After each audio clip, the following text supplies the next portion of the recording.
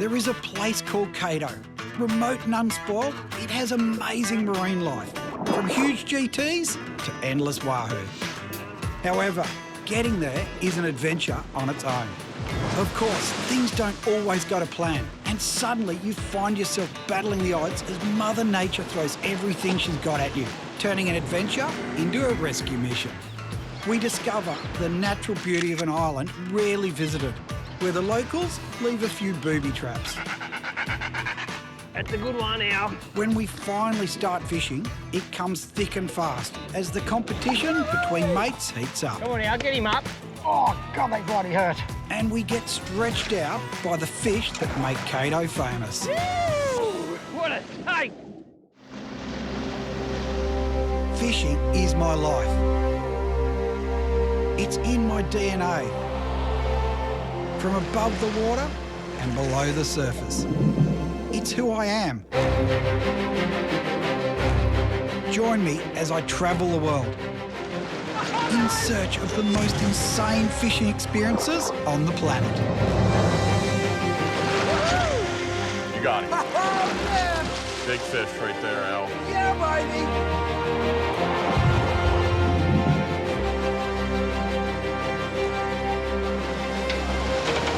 The storms are going up around. Look at the size of it.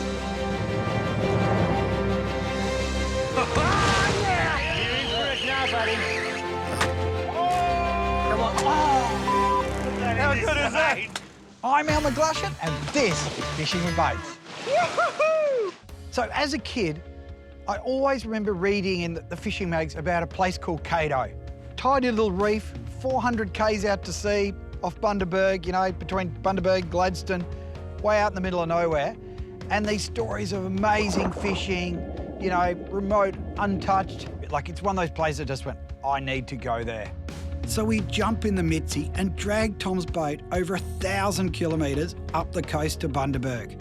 And we haven't even headed offshore yet. Taking a boat, a little boat, 400 k's offshore. So there's a lot of preparation involved. So you've got to make sure the boat's up to scratch, the trailer, because we're towing from Sydney. We've got 1,300 k's to drive. Spent the last week organising the boat, making sure the trailer's all ready to go. The boat's all good, making sure everything's Mickey Mouse. Tom went mad. He ended up at Shimano buying everything from Complete Angler. He had everything. Are we there yet? Tom was super keen to score his first giant trevally, or GT as we call them. We drive 1,300 k's up to Bundaberg. We pull into the marina, and there is the big cat reality. And I was just like, wow, she's a piece of art. Do you know what? That is the same vintage as me. No wonder it's a sexy-looking beast. And I'll tell you what, boat's probably faring a bit better than I am for this age. All right, let's put your boat in the water and get ready to go. Oh, I'm absolutely amping because I've never been this far offshore. You know, it's things that I used to dream about when I was a kid. We wasted no time in loading a ton of gear and meeting up with James, the skipper. G'day, Al. How you going, mate? Good to see you again. Welcome back.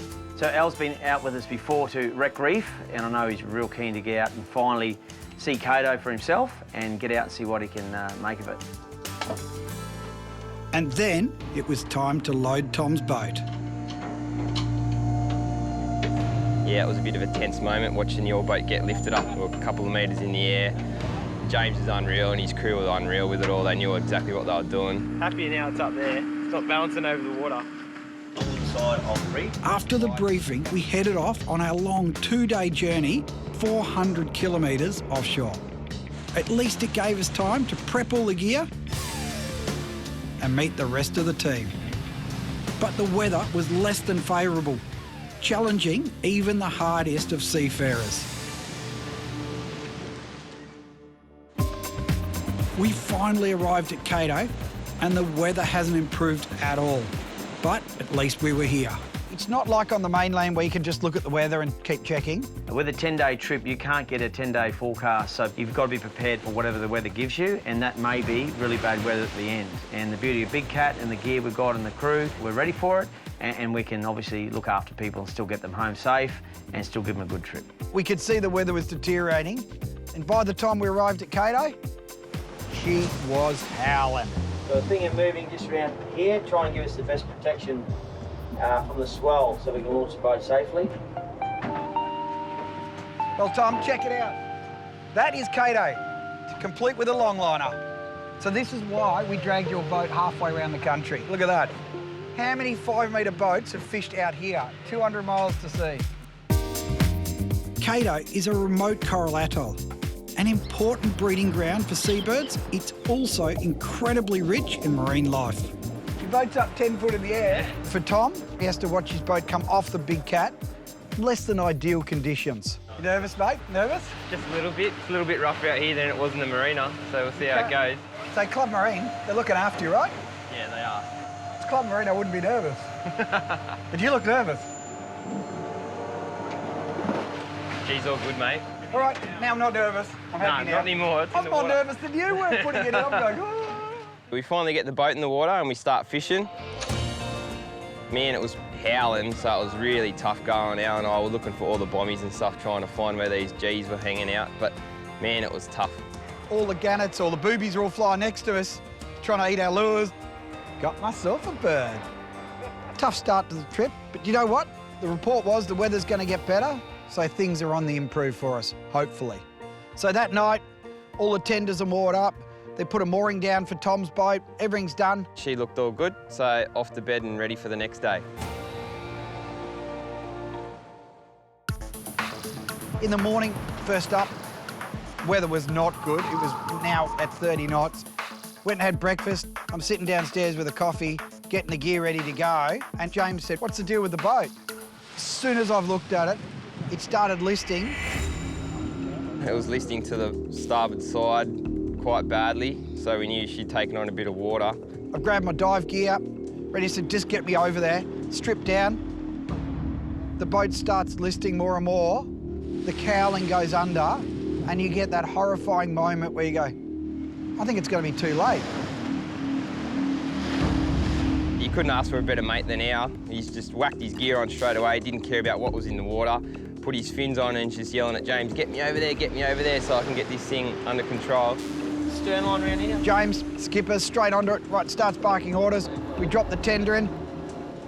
I just had that heart-sinking feeling, that realisation that we're in serious trouble here. That's I reckon it's over. Coming up, suddenly things take a serious turn for the worst. And it's all hands on deck. We have made the epic journey to Cato, and now we are in serious strife. Well, I think it's almost...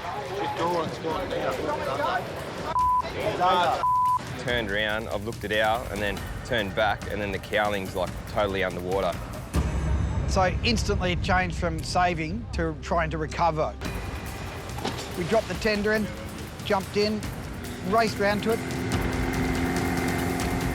So we wanted to get a tow cable onto it so we could get it to the mothership and maybe try and resurrect it with the crane. We pulled up beside it, we're trying to get the clip on it. Of course, we got fins on to jump in. We're trying to climb up on the side of it. Oh, it was like seals trying to get up on a bloody float, I tell you, it was terrible.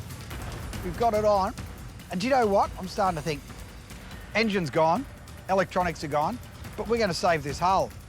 So they tow it back over to Big Cat, and then once they get it back to Big Cat... The crew, bang, straight on the job. When they needed to get the rope, everyone came on and started pulling. You know, everyone came together when you really needed it.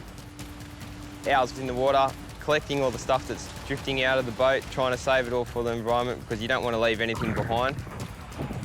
We got it up, we turned it round, and do you know what? I thought for a moment, we've got this, we'll save the hull at least. One of the crews jumped in the boat to try bailing it out because she's back afloat. Coming up through the bottom of the sea door still. And then all of a sudden, everything changed.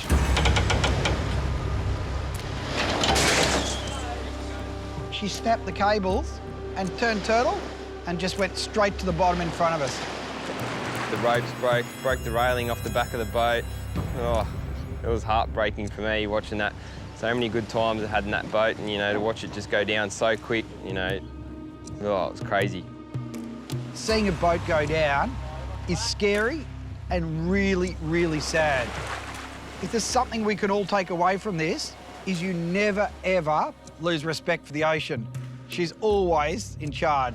Well, we tried. When she wants something, she takes it. And she took our little tinny.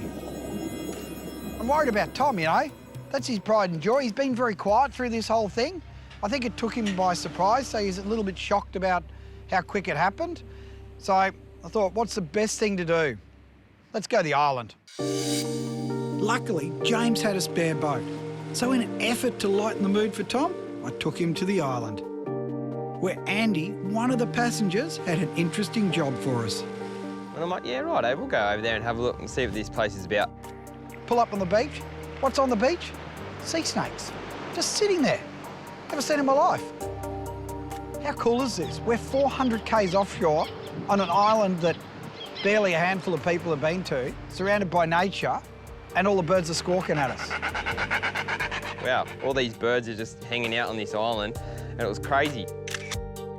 Down the far end there, we took great delight in pointing out the wreck to Tom at the other end, saying, look, there's 2 wrecks on this island now. Don't know if he took my jokes too well. So we're walking up, you know, up along towards the weather station, and then we find the holes. Now, for anyone that doesn't know, a muttonbird's a shearwater, little brown bird. They dig bloody holes like rabbits. Just getting to the weather station proved a real challenge. The shearwaters had all migrated, leaving a treacherous path behind. Ground looks normal, you step on it, straight up to your knees, up to your thighs. You're disappearing down holes left, right and centre. But you know what? It was absolutely hilarious, and he'd be laughing going, straight down a hole.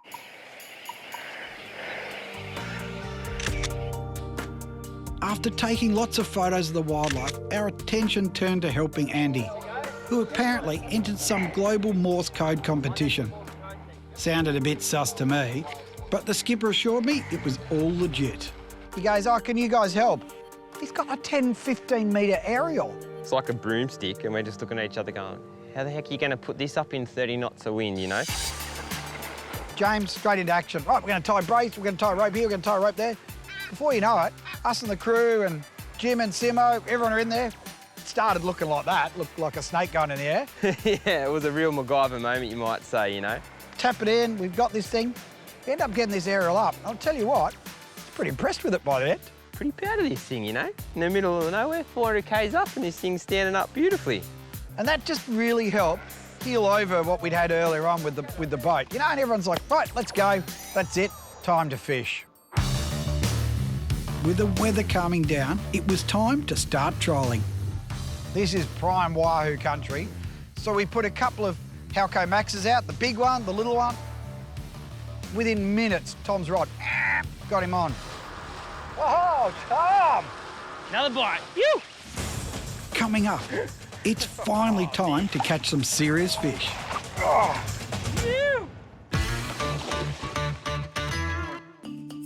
It's been a hell of a trip. We've lost the tinny, but now it's time to hook some fish. Winding in, get next to the boat, and it was the smallest yellowfin we've ever seen. I don't think I've ever seen one that small in my life. How big? About 5 kilos, maybe. And then ours just into me, you know. Oh, rah, rah, rah. It's your biggest one yet. The Australian way, give it to your mates because he's caught a small fish. Oh! And he loses it right at the boat. I'm looking at him going, mate, my boat just sunk, and he's giving me all this grief. I was like, fair income. Put the gear back out, 10 minutes later, got him on. Oh, there he is up on top. Well, the rod closest to our, supposedly, starts screaming off, like, and I'm talking like screaming. Like, you hear about all these guys talking about Wahoo, you know, and how fast they take line, but when you hear that reel go, mate, it's stripping line off like no tomorrow. Oh, it's so good to finally hook a fish. After everything we've been through this trip, to actually finally get dirty big Wahoo. God, they're awesome fish, aren't they? Critters, look at them. I caught the Wahoo. This is the only thing with these guys, they got some serious fangs on them. Biggest fish to Al. I'm now winning the competition. Look at the teeth on that puppy. And I'm looking at him, shaking my head, going, fair income, come all this way, and then he just poaches my rod off me. I've got the biggest fish. I'm on fire. Check that out. He's got some serious teeth marks in there. That was brand new out of the box today. Come on, buddy.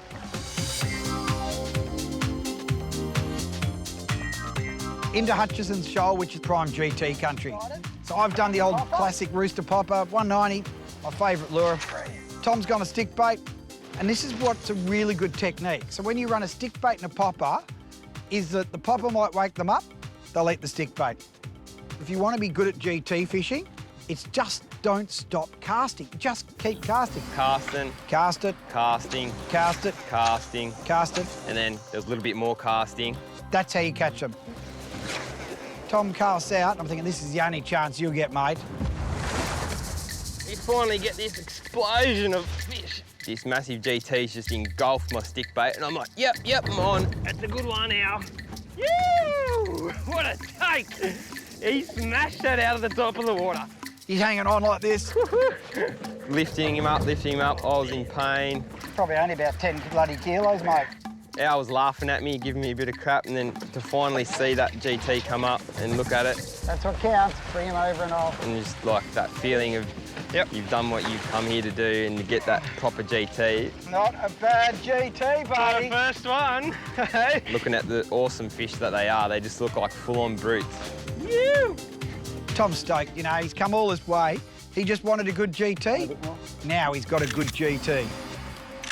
Do some photos in the boat, and I went, hold it over the side, mate. I'm going in. I'm looking at him going, we're drifting over this mad spot. I just got this one fish here. There's got to be more here. Come on, get these photos done. Let's get back out there, Al. I wasn't wasting this moment. It's a beautiful fish. Taking photos, doing above, below, you know, split shots, everything. And then got a nice release, and then sat there and watched him swim off and just down. The environment there was absolutely pristine. The water is crystal clear, and the photos he got were absolutely amazing. And you catch one bloody GT, and you reckon you're the guru now. Well, let me tell you how this works. Al's there popping away. Next minute, boom! You know, he's like, yep, he's got one. Go the rooster.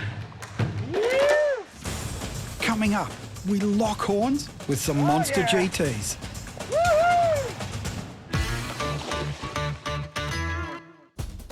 It's been a tough start to the trip, but things are finally changing for the better.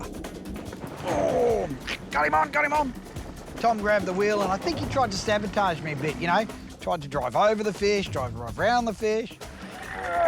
Swing, mate. Which way are you going? Swing. Which way do you want to go? Which way do you reckon? Swing around. What are you doing, mate? Jeez, you know. Come on, Al, get him up. Oh, God, they bloody hurt. No, he's a good one. Don't worry about that. Oh. What's his puffing business, Al? We got it up. Oh, yeah. And I thought at the start it was bigger. Woohoo! But when it came up, Tom's fish was still bigger. Now, Tom, it's not just about the biggest, it's actually about the most.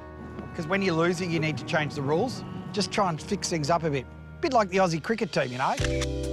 No, mate, it doesn't work like that. You've set the rules, they don't change. This is the way it is, so I'm still winning. Rightio, get this puppy back in the water. Oh, what a beautiful big girl. It's going back under the boat. Well done, Al. Mate. Wasn't as big as mine.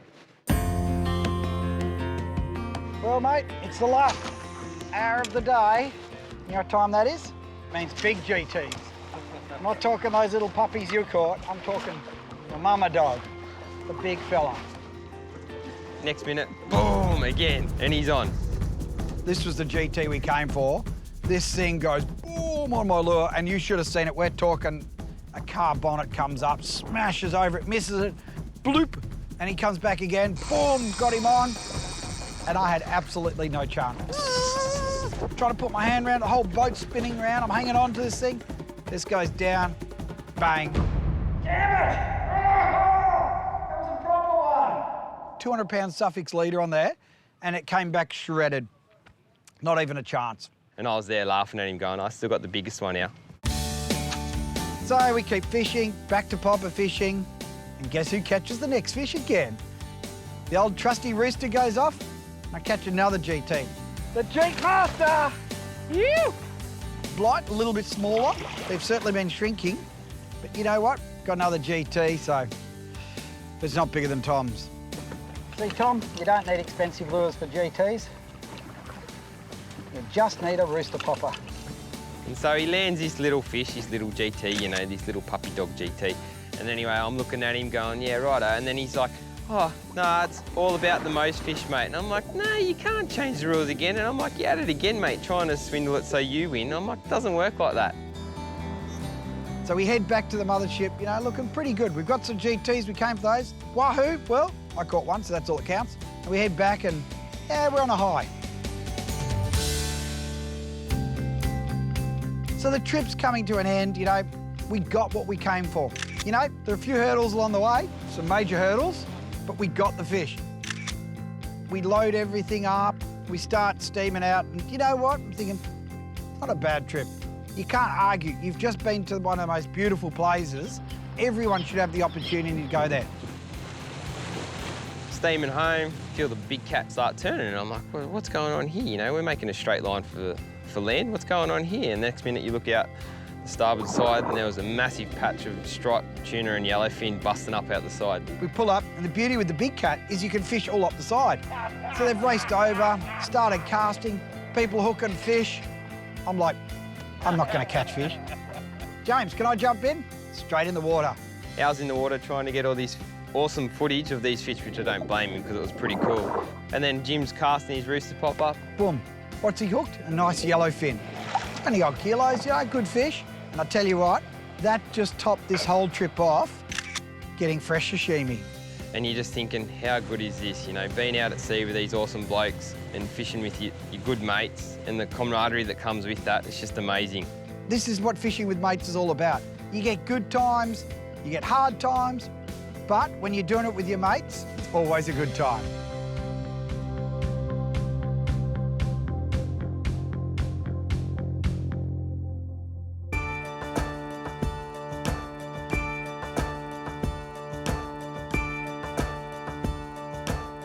I'm just a silly one that wanted to take my top off.